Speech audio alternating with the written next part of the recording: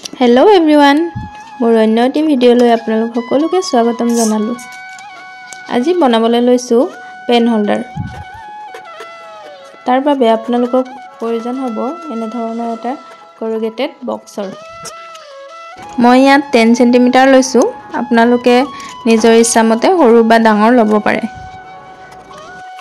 तार पाছত মই ইয়াতে ভিতৰৰ যিখিনি পাৰ্ট আছে তাৰ পৰা মই মিহি এটা লেয়াৰ লওঁ বুলি ভাবিছো। একানে বাকিখিনি কাটি মিহি লেয়াৰটো লৈছো আৰু আঠাৰ সহায়ত গুটেখিনি একেলগত আঠা লগা দিছো আৰু চকচন ভিতৰৰ পৰা কিমান ধুনিয়া লাগিছে ফিনিশিং এটা আহিছে। এতিয়া মই বগা ৰঙৰ কাপোৰ এডখৰ লৈছো আৰু ভিডিঅ'ত দেখুৱাৰ ধৰণে আপোনালোকে জোখ এটা লৈ সিলাই লব। মই ইয়া হাতেৰে সিলাই কৰি লৈছো। আপোনালোকে মেচিনৰ সহায়তো সিলাব পাৰে।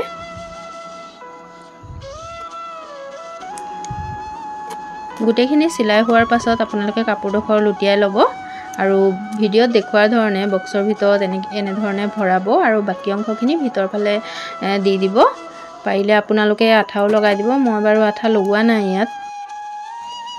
এতিয়া মই কাৰ্ডবৰ্ডৰ ভিতৰত থকা অংশখিনি উলিয়াই লৈছো আৰু এই ধৰণে সৰু সৰু পিচ কৰি কাটি এটা ধুনিয়া ডিজাইনত লগাই লৈছো।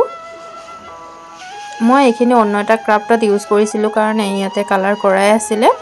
যিখিনি অংশ কালাৰটো গুছি গৈছে মই হেখিনি অংশতে কেৱল কালাৰ লগাইছো আৰু হেখত এই ধৰণে ৰছী এডাল পকাই দিম আৰু মাছ জখৰত এটা সৰু বৌ লগাই দিম আৰু এয়া ৰেডি হৈ গৈছে আমাৰ পেন হোল্ডাৰ। কেনেকুৱা হৈছে বাৰু কমেন্ট কৰি জনাবচোন।